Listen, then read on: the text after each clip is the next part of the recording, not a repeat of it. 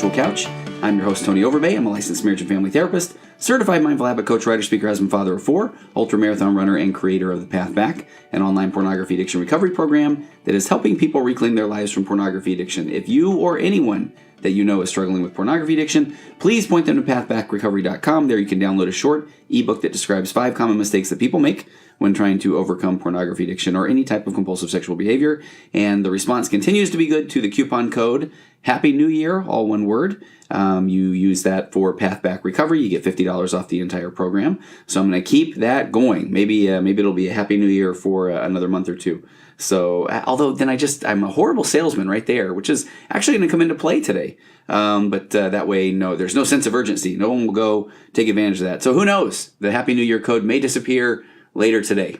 Actually, that's not true, but please go take advantage of Happy New Year, all one word, $50 off the Path Back Recovery program. And I had mentioned after, I think a couple of podcasts ago, that I've been on a couple of people's podcasts, and would encourage you to go check those out. There's one on Monica Packer's About Progress, where I talk about the emotional baseline and acceptance and commitment therapy. Go look up one called Marriage Karaoke. That one was a blast. Rich and Celeste Davis from the Marriage Laboratory, and they broke down the popular song "You're So Vain" by Carly Simon, and then brought me on to talk about narcissism, which appears to be the theme of that song. And also I did an interview on leadingsaints.org. So if you're a member of the Church of Jesus Christ of Latter-day Saints, I would really encourage you to go find a gentleman named Kurt Frankum's leadingsaints.org podcast and website. He just does an amazing job giving some training to leaders of the Church of Jesus Christ of Latter-day Saints. But just kind of a fun thing on that note, it was a few days later, and I come out of a session. I had an early morning session, and I just noticed I had been tagged on Facebook. And it was a friend of mine, and she said, I know Tony Overbay, and he really knows his stuff. And it was attached to an article that said 3 myths about overcoming pornography addiction or something to that effect. And I thought, this is kind of funny. Why did she tag me? I mean, I love the compliment. And so then I go follow the link, and the article was about me. And it was about the interview that I did on leadingsaints.org. And so I was very grateful for that. So that's on a site called LDS Living. And what I really like about that is the author, her name's Katie, and I think Katie Lambert, and she wrote this nice article that summarized the podcast interview that I did on leadingsaints.org. And so it's just a nice, easy, shareable link that you can send somebody if anybody is struggling with pornography addiction. Or also in that interview, I talked a whole lot about the concept of shame and how that's not a good thing. And then that actually led to, I did my first live webinar or live web thingy training, Facebook Live event on Friday, and that also is up on Kurt Frankum's Facebook page, which is the leadingsaints.org or Leading Saints Facebook page. And I talked about the concept of harm reduction. So I would, again, highly encourage you to go check that out. And so just a whole bunch of stuff there, and feel free to stop by tonyoverbay.com and sign up to find out more about exciting things coming. And I'll try to get all of those things up on my website at some point. So let's get to the episode today. Story time. So I get a lot of questions about career change, and in particular, my career change. And I honestly, truly struggle to talk about myself, which is funny, as I announced that I'm on episode number 103 of my podcast and just told you to go listen to all these interviews about me. So I know that sounds kind of a bit like an oxymoron. But, and I even think that when my wife hears this part, when she's listening, she will literally do a spit take. So I so hope that you are outside on your run, Wendy, and so you only propel on the road and not on the treadmill or in the car. And if you did, my bad. But where I'm going with this is I'm a quitter. I totally quit. I did 10 years in computer software, and then I quit. And I think this is the part where I feel like just in that ramping up I'm supposed to say, and I'm not proud of that fact, but I kind of am. I mean, if you technically look at it, I quit. I gave up on a career that I had pursued for a decade. I had spent 10 years in going to trainings and learning as much as I could about different software sales techniques and Dale Carnegie and how to win friends and influence people. And I was going to become very technically savvy so that I could get in there and talk with the print journalists at the time, and I could wow them with my technical expertise as well as my charm and make the sale and those sort of things. And so I did. I quit. I quit that entire industry. And so the travel was good. The money was pretty good. I got to go all over the world. I did trade shows in Russia. I've eaten hot dogs off of a Russian hot dog street vendor cart. I'm not very proud of that. I still wonder about the after effects some 25 years later. But I got to see the world in Europe and Japan and these sort of things. I enjoyed the presentation part, but I just didn't enjoy the job. And even when the money was good, it just wasn't very satisfying. And I found myself just basically just watching the hours just tick by, waiting for the end of the day. And even as I would go on trade shows, that became pretty routine and pretty mundane. So at some point then I knew I had to do something different. And yes, I quit. I probably waited a few years longer than I should have. I should on myself, didn't I? But I did before I quit. So how did I know? And, here I quit on this major career that I had invested a decade in, but yet, I can hang on to this. I haven't quit in a 100-mile race, or I haven't quit in a 24-hour endurance run. And so for some reason, then I look at that as that's an important thing, where then there are people who they will stop a race at any point, but they've been locked into their career forever. So what is it that just makes it okay for us to quit? When is it okay? And I wanted to go to the data. I wanted to go to the evidence-based research around when is it okay to quit. So shortly after my software career too, I did go back to school to get my master's in counseling. That was that call that I felt. But I did not immediately go into therapy or counseling. That would take many, many years. The whole licensing process itself is an entirely different episode. But I started my own computer disk duplicator business, and that was okay, but it led to a series of stressors. I mean, it freed up some time, which was nice, but boy, I started just getting hit with multiple lawsuits. I would get sued for these patent infringement lawsuits that at first I chose to defend, and I would spend money on to defend, only to learn down the road that that was just a way for larger companies to get smaller companies out of the industry. So here I wasn't feeling very authentic there as well, but trying to do something that would provide for my family. I invested, or actually was one of the founders of a large nut and bolt company that's still out there. And the product is amazing. It's this thing called Perfect Lock Bolt. But I even attended fastener trade shows. I toured the Midwest. I went to steel companies. I loved this idea. We were going to bring jobs to America, and we were going to use American steel. And we had, changing the hundreds of years old fastener industry. And I tried everything I could do to get passionate about the fastener business, just as I had tried to get just passionate about the disk duplicator business, and just like I had tried to get passionate about the software business, and none of that was just kind of scratching that itch. So yes, I quit. And I started doing more and more therapy. And the more therapy I did, the better and better it just felt. And even though there's very stressful things that you go through, it felt more core to my true values and the things that I wanted to accomplish. And then now we can enter some cliches, though, of do the thing that you love, and then hopefully you will be able to provide for your family there as well. A quick side note, though, I do want to say, I've never really talked about this one. I want to get my friend Jim on sometime. But during that time, that computer software time, somewhere around year 6 or 7, when things really were doing okay, but you could start to see that, I don't know if things are going to be okay on the horizon. Jim and I were big Sacramento Kings fans, the basketball team. And at the time, if anybody who was listening is a NBA fan, this was the Chris Webber, the Jason Williams, the Mike Bibby, the Vlade Divac. That was this. The Kings were just so good, and so we started this fan site, and this was still back in dial-up modem days, and so web pages took a long time to load. My buddy Jim was a really good web programmer. I had been writing a humor column for several years at that point, so we combined and we wrote this. We had this website called KingSuperfans.com, and it was before there were even a lot of fan sites. It was before blogs, that sort of thing. And we ended up just having such a fun time with that. And I would do guest appearances on sports radio. And then when people were able to start searching for things, it was funny. At one point, the Lakers basketball star Kobe Bryant had gotten in some trouble, and I think they were coming to play the Sacramento Kings in the playoffs. The Kings and the Lakers had this huge rivalry, and the Daily News, New York Times, one of those, was doing an article on the rivalry, and they must have just Googled, and they found me, and thought that I was this legitimate beat writer for the Sacramento Kings, not for a fun, comical fan site. And so I was interviewed on there, and if you Google my name, if you go many, many pages in the deep down there, you'll find me commenting on Kobe Bryant and his time with the Lakers and this thing that he had gone through. But the King Superfans thing was just so fun. That was one of those things where I did feel passionate about it, but at that time it wasn't something that was financially viable. Although we did win several Dottie Awards. There were these .com awards here in Sacramento. We won for best overall website one year. We won for best sports websites. But I only mention that not just to add to story time, but that was one of those things where maybe right thing at the wrong time, because right as we were starting to, as the tech crash really was hitting, and Jim and I were needing to start looking for other jobs, and we both had young families, and the writing for the site just became a little bit too much. About a year later, that is when the blogs started kind of coming on, and there were a couple of sports blogs for almost every NBA city, and we just couldn't keep up with the King Superfans, even after we had won these awards and we'd had this nice following and that sort of thing.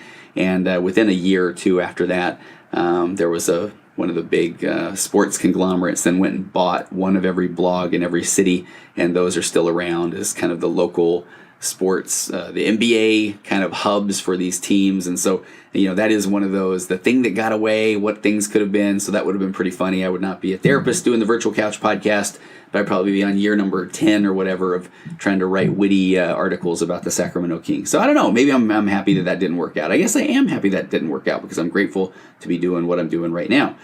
But the topic of the day, mastering the art of quitting. So I did find, I wanted to dig and find some research or evidence-based data around when does it become okay to quit. And I found some information on, and I'll link to the article. It was in Psychology Today by Peg Streep. She talks about ways to tell that it's the right time to quit.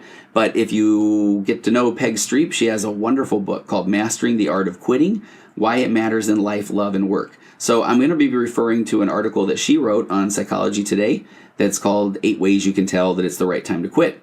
And so where she kind of starts the whole thing is, she says it's no surprise, or it will surprise no one, that the right time question is one that almost every interviewer asks her, and we're talking about Peg, when she is asked about her book, Mastering the Art of Quitting. And she even says, and I love this line because this is where I get, people want to ask me all the time, what should I do? And she says, imagine how easy and unstressed life and decision making would be if there was a formula that was just foolproof, a one-size-fits-all strategy for knowing absolutely and positively when to bail on something, whether it's a relationship or a job or a goal or a venture or a life path. Because, that's what we would all want. And that would make life very easy, wouldn't it? But just like I like to tell my clients often, there's no magic pill or magic bullet. She says that there's no magic answer. There's only one person that can decide with certainty when the right time to quit at hand is, and you already probably know who that one person is. It is you, the person listening to this podcast right now. She goes on to say, no waffling or weaseling, but you need to know as much as you can about yourself to make the best decision. And I think that's a big key right there. You need to know about yourself, and you need to be honest with yourself. And again, if you need to go in and talk to a therapist about it, but you need to find somebody that you can be authentic with, and this is going to be about you. Because if you take that, your question of should I quit, should I not quit, and you take that out to, and we're just going to call them for right now the peanut gallery. That's any of those who you go to for advice, whether it's your family or friends or that sort of thing. There's a lot of psychology going on, even when you ask your friend for help. I don't know if you ever thought about that. But when you ask your friend for help, your friend actually wants to sound smart. They want to be there for you. That's why they're your friend. So if you're saying to them, I don't know what I should do. Should I quit? Your friend even subconsciously wants to provide an answer because they want to be that person that you will continue to go to. So they're going to throw out an opinion. They're going to know you shouldn't quit. You've got things good. You just need to water the grass underneath your feet. The grass is not always greener. And are you doing all you can right now? And then that's what will cause us sometimes to think, man, that's right, am I? But your friend or the peanut gallery, whoever it is, doesn't know all the stress or the thoughts or the things that have kind of gone up to you even asking them, is now a good time to quit? So here's a bit of good news, Peg says. Figuring out the right time can be made easier by considering the following, and these are all drawn from research. So she suggests you use these to troubleshoot your thoughts and behaviors. Your brain is the biggest obstacle, and this is something that I love to talk about. If you listen to any of the Virtual Couch podcasts, is your brain. And I want us to already take a look at when we're going to say your brain wants you to do this or your brain wants you to do that. Sometimes people like I will hear feedback of saying, I don't like to think that I'm not in control of my brain. And you know what? Yeah, it's an interesting thought. It's maybe a new thought for a lot of people, but it's one that we just need to bring some awareness to. And now that we have that data, what are we going to do with it? So right now, for the sake of the next 20, 25 minutes, I want you to just look at your brain is trying its best to protect you. Your brain is trying to keep you away from anything that is uncomfortable. So Peg goes on to say, your brain is the biggest obstacle. And she says, I know you've been raised on a steady diet of lessons on grit and perseverance, but the truth is that the culture is really preaching to the choir. She said, yeah, there are lazy people or slackers or folks who don't step up, but in general, human beings are hardwired to hang in and not to leave or quit. All those adages like winners never quit and quitters never win aren't really necessary. And what's hard, and this is according to Nobel Prize winning works of Amos Tversky and Daniel Kahneman, and I'm going to do an article or a podcast on Daniel Kahneman here in a little bit, something on a concept called regression to the mean, which is absolutely amazing. But what these Nobel Prize winners said is that we are a conservative and loss-aversive bunch, meaning that we are pretty conservative with the things that we do. We're going to kind of hold steady in our, where things we feel are pretty comfortable, and we are really loss-aversive. So we are doing whatever we can to avoid loss. So how you think is actually what provides the super glue that keeps you stuck. And I love that Peg Streep goes into, I've done actually a couple of, when I've keynoted a couple of conferences, I love to just start by giving some differences of men and women. And she goes into some of the stuff that I love. It's she says, you can thank our ancient forebears because there wasn't an evolutionary advantage to have the Paleolithic hunter crawl into his cave if he didn't bag the caribou, or to give up if he had failed to ford a raging river for the first time. And so I kind of added to that. Many of our habits of our minds derive from a time in human history when the challenges of life were largely physical and the perseverance tended to pay off. So even though that was then and this is now, our brains really haven't caught up. If you gave up, you didn't eat. I mean, that's the way that our brains began to be hardwired. The guy who gave up, by the way, was also booted out of the tribe, which is an entirely different podcast, and one that I almost recorded today, but about why we care so much about what others think. I mean, again, these things are hardwired. So when our goal was survival as a species, we could not quit. I mean, you just could not do it. So even the ability to quit is kind of a luxury that is relatively new to the human brain. So our brain has not caught up. So once you've focused on the fact that you're much more likely to stay long past the expiration date than you are about to leave the party too early, and again, that's according to, I couldn't take credit for that quote. I love that was by Peg Streep. But let me read that again. Once you've focused on the fact that you're much more likely to stay long past the expiration date than you are to leave the party too early, you need to take a close look at the habits of mind that are blurring your vision and making you think that you should just wait it out a little bit longer and see how things turn out. So she came up with a list of the most common biases and thoughts that keep us stuck. Number one, you're focused on the time and energy that you've already invested. This one is huge. Its fancy name is the sunk cost fallacy, and she says it's universal. You start thinking about leaving a relationship or a job, and all you can think of is the time you've already put into it. How many of you have done this before? It's like, well, I've been at that job so long. What if I leave tomorrow and all of a sudden the place explodes, like in a good way? Then I'm going to kick myself about it. So we just invest more time. Or in a relationship, honestly, and this one isn't meant to be a relationship issue or relationship podcast, but there are people that are in relationships that just keep thinking it's going to get better if I just hang in here, or I've spent so much time in it. But if the relationship or the job no longer makes you happy, or the work fills you with dread, this isn't rational thinking. Staying even longer won't help you cope with the time that you now consider to be wasted or lost. But people do it all the time. So again, it's this sunk cost fallacy. And I think about this all the time. I have a friend of mine who talked about once you go to a restaurant, and let's say you order a meal and you don't necessarily like the meal, and then there's this concept of, well, I bought it, I got to finish it. Well, you've already paid the money. That's a sunk cost. So at that point, it's not really going to do you much more than just pile on some calories and maybe cause you to have some, not very pleasant memory burps a little bit later on if you just keep cramming down this food that you don't really like. So the concept of wasting money, it's a sunk cost. The concept of wasting time, you've already invested this time, you've already invested this money, move on, right? That brings up this thought of me sitting there eating expired key lime yogurt because I thought I'd like it without trying it, and I had bought it. So sunk cost. Let's throw that yogurt away. right? So the number 2 thing that Peg Streep talks about is your eyes are trained on positive cues. I love this concept as well. She says a combination of biases, being overly optimistic and loss averse, she says make for a heady cocktail, which combined with intermittent reinforcement act as the granddaddy of all superglues. And you should become familiar with this word or this term, intermittent reinforcement. So this is a concept that a early therapist named B.F. Skinner discovered. And I love this one. He said, when rats were pushing a lever for food and they were rewarded some of the time, as opposed to either all the time or none of the time, then the rats would even try harder for longer. So think about that. So when we get these intermittent rewards, this intermittent reinforcement, then the data is there to show that we're actually going to hang in there longer. So, this is our brains are just kind of going this way. And so we, Peg Streep says, well, fellow rats, this is precisely the predicament that we find ourselves in. The one day that the boss says something that for once doesn't cut you off at the knees, or the time that your beloved actually does something that you've been begging him or her to do, suddenly you're no longer heading for the door, but you're settling in for a spell, and you're totally now you're convinced, okay, things are going to work. And this intermittent reinforcement is something I see again in counseling often, where someone will say, yeah, but sometimes he's so good. And so we hang on to that, but sometimes he's so good, when, it would be a lot easier if he was never good, or even better, how about if for the most part he was always good? If we kind of gave him the tools to know how to meet your emotional needs. So, all right, number 3. Peg Streep says being thwarted makes the heart grow fonder. And I did not remember this Greek myth, but she says, remember the Greek myth about Tantalus, from which our word tantalizing derives. The gods punished him by having him stand under a tree, and its fruit was just out of reach and close to flowing waters, which receded every time he tried to quench his thirst.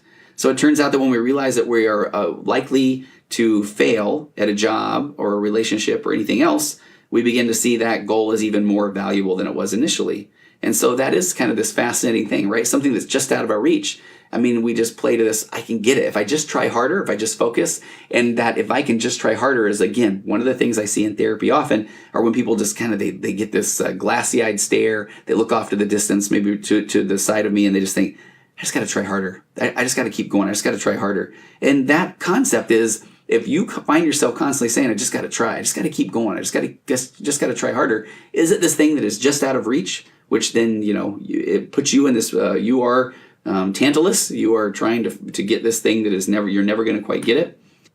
Number 4, Peg Streep calls it FOMO. And many of you have probably heard that, the fear of missing out.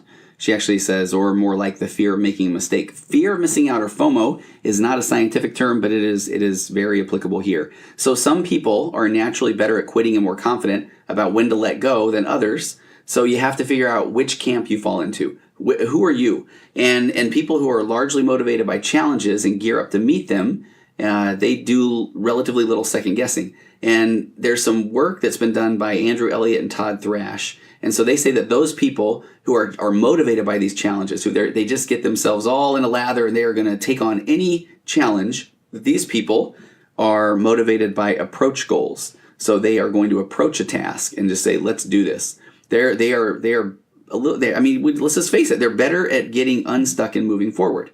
On the other hand, there are people who look at the landscape of life and they see life as largely a bunch of mistakes to be avoided. And again, these are just part of maybe who your core being is or your values. And this isn't meant as a term of judgment, but this is a way to kind of figure out what is the best way for you to go.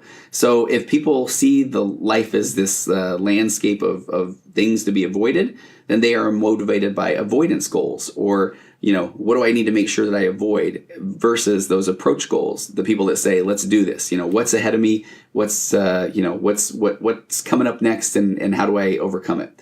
So the people that are more avoidance goals driven, they're not comfortable taking risks, and they're even more conservative in terms of loss. So they are motivated by fear of failure. How many of us have used that phrase before? Are we working in this camp of avoidance goals? So keep in mind that we're all motivated by approach and avoidance at various times. It isn't just as clearly as black and white as that. But think of how you would generally classify yourself. And in this exercise, Peg Streep says, please be as honest as you can. And I honestly feel like these stories are sometimes what can keep somebody stuck. So you'll go read an article or even hear a podcast, or even what I'm talking about of being 10 years in the software industry and then finding my love as a therapist and never looking back. Then people will say, okay, then I need to do something like that too. Or you'll hear about somebody that stayed in a company for 25 years, and then on year 26, the company went public and they became bazillionaires. So then somebody's going to hear that story and go, oh my gosh, I got to stay at work in my company. Or the person that, they quit a job and they had nothing to turn to, and then all of a sudden that was the motivation they needed to find the job that they had always dreamed of. So, and these are stories that motivate us, but that doesn't mean that those are necessarily going to be your story. So again, you have to figure out where you are and what makes you tick. And are you avoidant?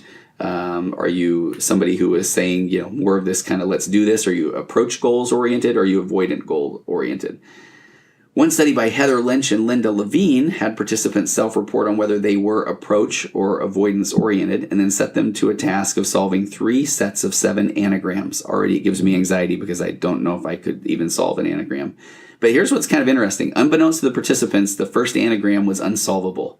How wild is that to know that, right? And since the test was timed and you had to do the anagrams in order, so you had a series of 7 anagrams, and you had the task was to solve 3 of them, but the first one was unsolvable. So giving up on that first anagram was absolutely crucial to success. Already, what does that kind of spark in you? Are you somebody that I was going to be stuck on the first one forever? Or would you have given up on the first one and moved on to the second one? Well, guess what? As the researchers hypothesized, the approach-oriented gave up and moved on. So when they were looking at this thing like, all right, let's do this. I got to figure out 3 out of these 7. It's timed. As soon as they figured out that they can't get through the first one, then let's move on to the second one. While the avoidance-oriented kept trying to solve the first one, and they got more and more agitated. So then there was a second experiment using the same scenario with the unsolvable anagram, and it confirmed the findings. So we have the data. So rather than rely on self-reporting, the goal was then framed as attain success for half the group and avoid failure for the other half. So those primed to avoid failure kept trying to solve that unsolvable anagram.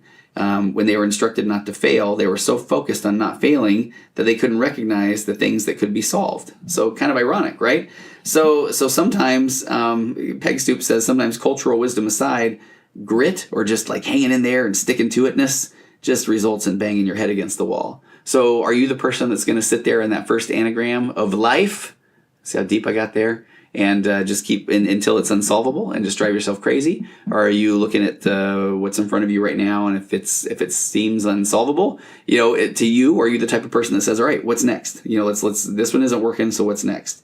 So if you've successfully tackled your habits of mind, as Peg Streep says, all the way to the ground, what's next on the agenda to ensure the timing and execution are optimal? She says, try the following. Number 1, get a beat on your emotions. I love this. She says the worst possible scenario is that you stayed so long in your situation, whether it's a relationship or work, that it reduces you to a quivering mass of reactivity. Think about that one.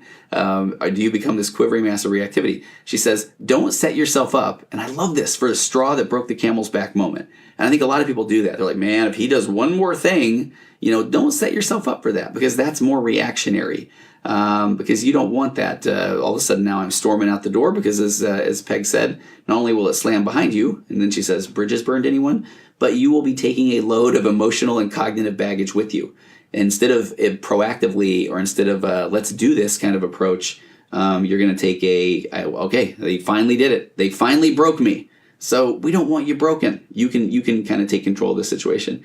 So she said most people end up trading one kind of stuck for another when they quit in this way, in that straw that broke the camel's back way. So these are the people who end up wrecking their interviews for a new job because now they're telling all the bad things about their former employers. Or, and I love this one, these are the people that are going out on a first date and launching into lengthy diatribes about their ex-lovers or spouses. You don't want to be that person, right? Number 2, she says motivate yourself. Remember that quitting isn't an end in and of itself. It's a pathway to a new destination. Disengaging from a goal is a process that ends with engaging in a new one. And so work on strengthening your motivation to get to this new place, to let go of the old one. And this one's important, and I will be so honest with you. I have been tracking down, I went to a training so long ago where the person that was providing the training gave this data, and they talked about the data behind change, and they talked about this percentage. The percentage of people that not only adapted but just thrived in change was so high, 70, 80%, whatever it was. And the person just laid out this narrative of, because when you change, when you have this like focused, more intentional change, then you're in this place with, new people, new restaurants, new streets, new running trails, new theaters, new stores. All these things kind of bring this change, this hope, this kind of renewal. It kind of goes against that pop psychology view of running away from your problems. But if you are intentionally heading toward new opportunities, and I know that's just a different way to frame it, then that is, there's nice data there that says that, hey, you're going to be okay. Number 3, Peg says, plan and use if-then thinking. I like this too. She said the best way to get your brain off cruise control and stop those automatic biases is to make a plan that not only sets your new goals, but anticipates possible setbacks and pitfalls along the way. So write your plan down. Research shows that it'll help you articulate your thoughts with greater clarity. Map out scenarios and think them through. This isn't if he does this, that's it. That's the final straw that breaks the camel's back. But, you can mix, as Peg Streep says, some realism and even some pessimism to tamp down our tendency to overstate our abilities or to be overly optimistic. So that's a good idea to kind of write down with clarity some, if this happens, then this is going to happen. Number 4, prepare for the stress of the transition. And in all of the work that I was looking for, any of the research that I found around this, it just know that there's always going to be, and I think one of the episodes I did with Nate Christensen, we talked about Kierkegaard, where basically no matter what decision you make, there's always going to be this feeling of, I think it's regret of the one that you didn't make. So just make room for that. It's normal. So she says, just as though there are those who are better at letting go than others, some are more skilled and confident at managing the inevitable turbulence of major change. So just be aware. Research by a woman named Patricia Linville showed that people with a more complex sense of self and more varied group of activities that define their sense of self did better in times of transition and stress and recovered from setbacks more easily than those who primarily define themselves by a single activity. So if what you're thinking of quitting is central to your self-definition or your identity, you need to be prepared that it is going to bring about some stress. So for example, she says that if your career and the rewards you've reaped from it are central to your sense of self, change is going to be harder than it would be for somebody who's not really invested in that area or defines himself or herself by numerous other roles in addition, maybe as somebody as a parent or friend or community leader, gardener, golfer, that sort of thing. So that's one of those things where I feel like even as you're preparing, one of the takeaways there would be make sure and raise your emotional baseline. Make sure that you're already engaged in self-care. And as you kind of raise that emotional baseline, you're doing more things that will help you be a better you, then that's going to put you in a better position to decide whether or not this is indeed the time to quit or not. So just to kind of end with that, Peg Streep says, despite the cultural mantra, quitting an endeavor or relationship which is no longer making you happy, is failing and cannot be fixed, or which no longer meets your needs as a healthy response. And here's the key, as long as it's the first step toward a new goal and destination. And I know that if we're putting that in context of relationships, then the marriage therapist to me would be remiss if I didn't say that first, let's kind of process those things through acceptance and commitment therapy of, what are you avoiding?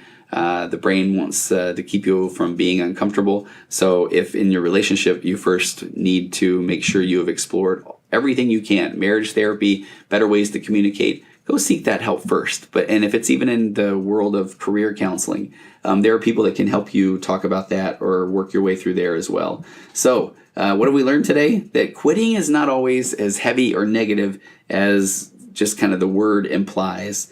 And that there are ways where you can, as Peg, I used to call her Peg Streep the whole time, as Peg Streep. Peg Streep, Mastering the Art of Quitting. As she said in her book, Mastering the Art of Quitting, Why It Matters in Life, Love, and Work, is that there may not be a magic answer, but there are a lot of things that you can go through to make sure and set yourself up to know that you are doing the right thing for you. And that remembering that your brain is perhaps the biggest obstacle. And it's this whole concept of the way that we think, the perseverance and hard work and never quit and those sort of things, that those come from this time where that was necessary for our survival. And while those are still wonderful qualities, if we are now locked in on something that we truly are not happy with or miserable in, then that is going to be part of what leads to this overall feeling of we're feeling stuck, that we're just not doing all we need to do. And we went through some of the things like sunk cost fallacy. I mean, that one's that one where you're focused on the time and energy that you've already invested. And that one just is, I remember the first time I heard that even in the concept of therapy, of just because you put time or just because you put money or effort into something doesn't mean that then you have to continue to pour time or money or effort into that. And remember that your eyes are already trained on positive cues, a confirmation bias. That's the part where, you want to see the best.